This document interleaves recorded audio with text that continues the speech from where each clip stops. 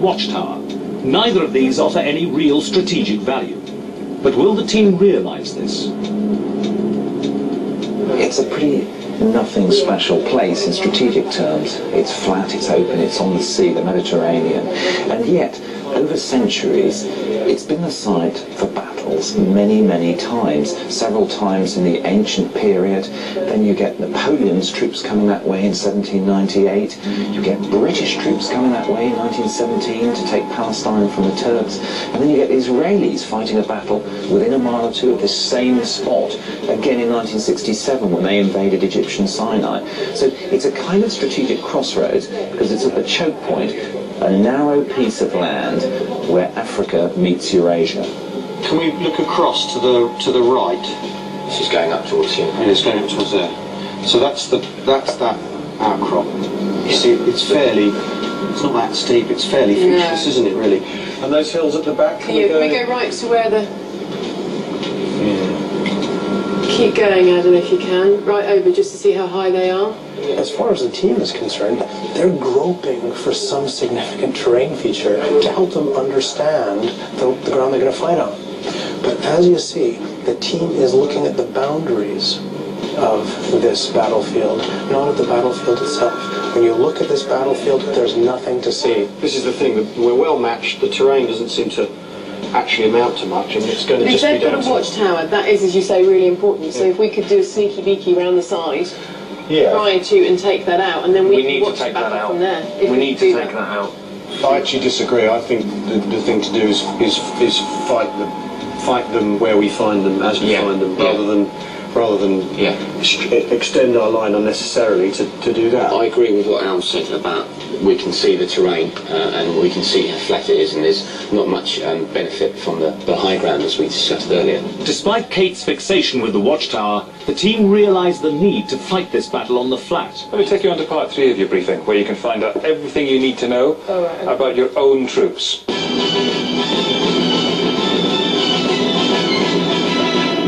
What happens here is our 2 lieutenants, and by the way, how do we decide who was in charge and who wasn't?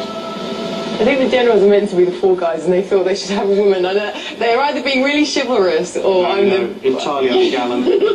I think so. I think you two seemed more historically knowledgeable, and we figured that it's your show. But we're going to work as a team, huh? Of course. The only thing more upset for male ego for it to go wrong is if a woman gets it wrong. I'll take it, whatever. So no pressure there then? Yeah. No, nothing at all. All right, Lieutenants, Ricky and Raji, if you go down and join our technicians at the front. Each lieutenant will control half of the Egyptian army, and their first task is to ascertain which troops each control. At this stage, it is crucial that the team discovers everything they can about their troops' strengths and weaknesses, if they're going to be effective in battle.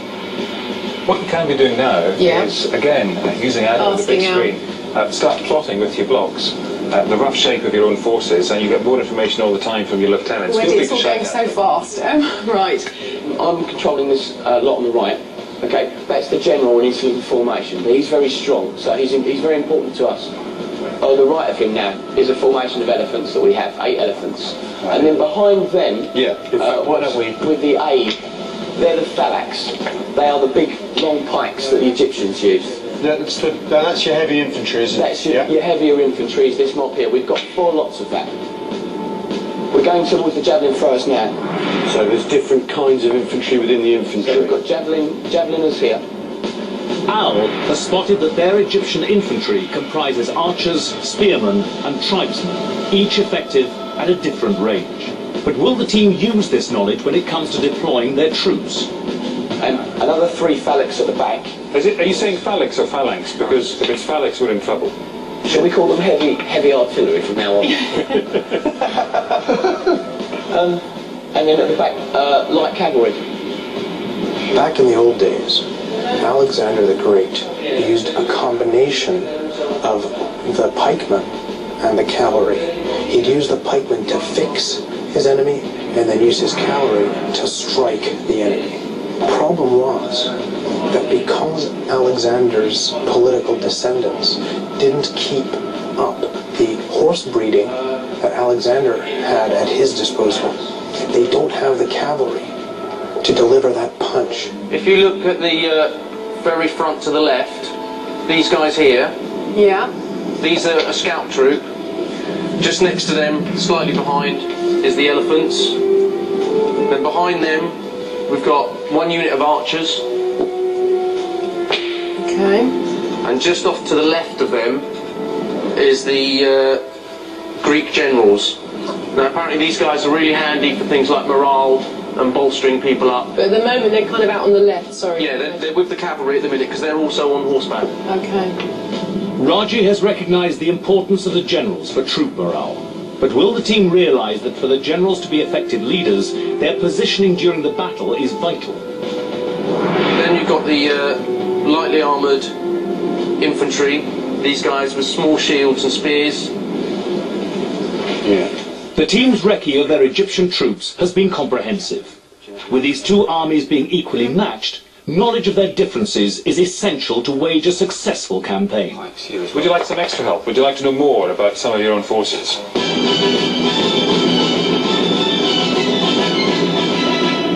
Have a look at your elephants. Here's some of your key troops at your disposal. Egyptian elephants, effective against cavalry and close order infantry, vulnerable to larger Seleucid elephants and light infantry. Right, so we need to keep them away from the Seleucid elephants and the light infantry. These heavy war elephants are a formidable force when charging at phalanx troops. But the team mustn't forget that because they are so cumbersome, they can be hard to control and manoeuvre. Those elephants can be used cleverly under certain circumstances as sort of big fat cavalry, but they're not tanks. They do not offer firepower. They do not offer much protection. They offer a kind of big fat mobility. Macedonian pikemen, in close formation, effective in defence and attack, vulnerable at flanks. So they're only going to be any good going right forward. Straight. Or more importantly, we need to cover our flanks and make sure we're not flanked.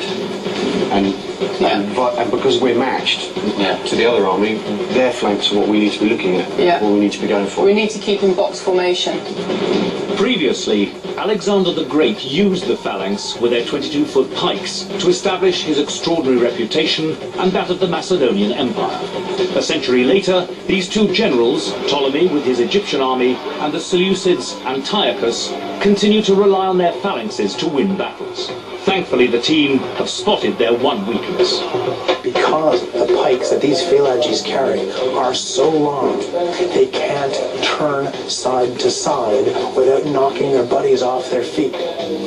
As a result, these phalanges, the Macedonian phalanx, is very clumsy.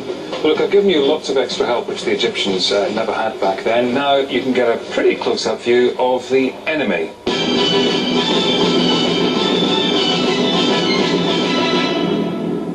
Despite the two armies being very similar in size and experience, the Seleucids have come to battle with a few crack units that could cause the celebrities' Egyptians problems. Raji has to send his scouts to spy on the enemy. A dangerous mission. Send them too close and he risks losing. Not close enough and he could miss vital information that could jeopardize the team's entire strategy. 3 lots of horses there, yeah? Cavalry, yeah, and then 4 lots of... Where's their general? Antiochus himself will be providing heroic leadership, not just command and control. In fact, command and control is not as important to Antiochus as being in the front with what used to be the arm of decision.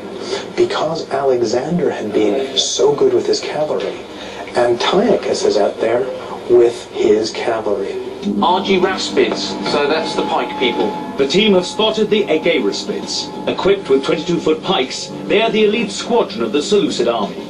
These highly trained, motivated soldiers are far superior to any of the celebrities' Egyptian phalanx troops. And then you got front and rear elephants. The Seleucid war elephants are stronger and bigger than their Egyptian counterparts, and in previous battles have always dominated.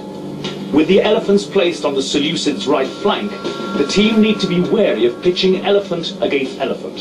So then you've got 2 lots of light infantry, which are Arab hillmen. Then I've got something about them on here. It says here that, where are they? That they're impetuous. The Arab hillmen are placed on the Seleucids' far left flank. Antiochus has deployed in an utterly professional